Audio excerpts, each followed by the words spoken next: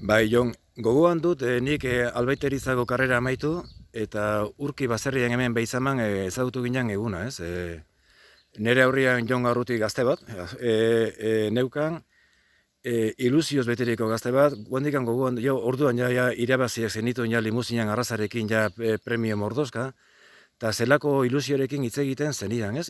Ilusio baino nik pasio ere bai izango nuke, ez? Nekazaritzarekin, abeltzaintzarekiko, 30 urte hauetan, zer desberdintasun, zer aldatu da Joanen ikuspuntuan, ez bera aldatu baizik eta beren Joanen ikuspuntua abeltzaintza eta nekazarekiko, ez?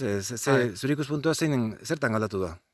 Gauza askotan aldatu naiz eta aldatu da, bai, normala dan bezala, ez? Aldatu ez dena, edo pixka bat gutxitu dena behar bada, baina oraindikan ere neurri dosi handietan daukatena da pasio hoi eta ilusio hoi. Nik garbi daukat, osasunak laguntzen didan bitartean, naizela jubilatuko. Nahi esaten diatenen 75 urte zai daudela jubilatzeko jendea, ez dut ulertzen.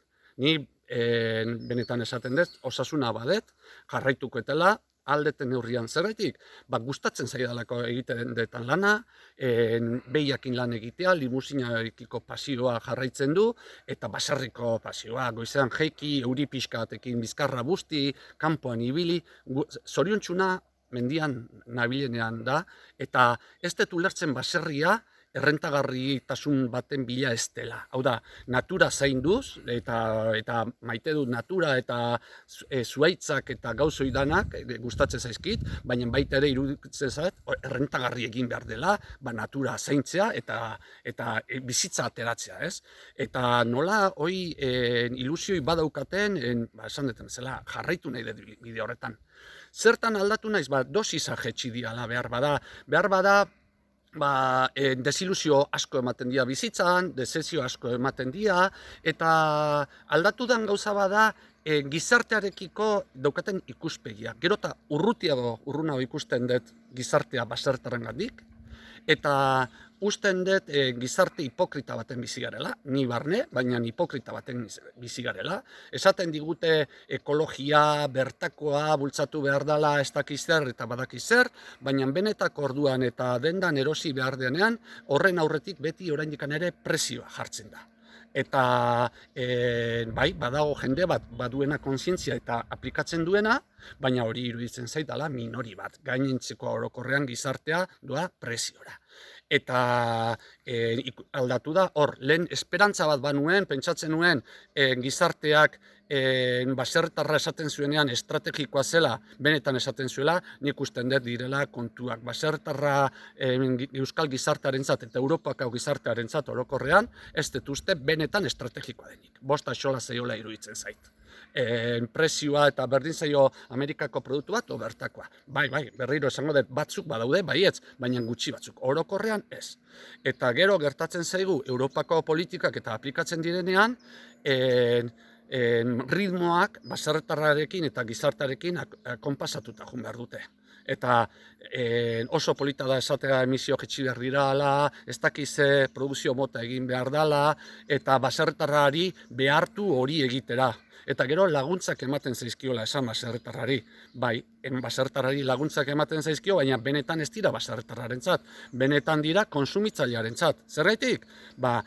Guk produzituko bagendu benetako presioan, Europako gizarteak, Europako konsumitzaileak ezingo luekelakon erosi, Europa jartzen dizkigun baldintzatan produzitzen ditugun produktuak eta prezio horietan ezin direlakon merkaturatu. Orduan, subentzioak guretzat dira, baserritarrentzat ez. Azken baten dira, produktua merke edukitzeko konsumitzaileak. Orduan, horrelako aldaketak ikusi ditut, eta horrelako, nolabaite, entre comillas, desilusioak, ez? Osea, ez dut sinisten benetan gu estrategikoak geranik, Europako gizartearentzat eta Europako politikarientzat. Dira kontuak. Eta hori, edo espabilatzen gea, eta geuk, esango nuke zurrumilo hontan bilatzen ditugu bideak eta saiatzen gera irten bideak bilatzen, eta norbera daki bere subsektore bakoitzan zer arazo dauzkan, bestengandikan soluzioak eta Europa handik soluzioak edo politiko handik ez ditut esperoia. Eta jon honekin jarraitu ez, hori, enbako presidente izan zinen, nekazarizako kontseilari ordea ere bai. Zer aholku emango zenioke egungo politika gintzari, lehendakariari, lehen sektore hau, ez? Niretzat oso estrategikoa den sektore hau, mantentzeko eta sektoreari laguntzeko. Zer aholku emango zenioke adibez Urkulluri, momentu honetan. Beira, ez naiz generalidadetan sartuko. Gauza bat bakarrik eskatuko nioke. Azkenean administrazioak egiten ditu legeak eta gestionatzen ditu diruak. Hoi da bere etekinik nagusien esango nuke. Eta eskatuko niokena da, lehen sektorean departamentuan, nekazaritzako departamentuan, foru aldundietan, dagoen diru poltsetan, azterketa bat egitea, benetan dauden asignazioietatik baserritarrengana, eta baserritarrak gera oilaskoak, untxiak, ardiak, behiak, dauzkagunak, egunero animaliekin, edo baratzakin, edo egurra landuaz mendian gabiltzanokin, hoiengan zenbat diru iristen den aztertu dezala. Zer, ez dut uste diru gehiago behar dugunik. Behar duguna da diru hoi iristea, benetan nire ustez bai estrategikoa den sektore hoiengana, persona hoiengana. Eta bakarrik hori eskatuko nioke. Azterketa bat egin dezatela diruarena, presupuestuena, eta ikusi eskalera baten jarri eta lehen da bizi eman dirua behar dutenei.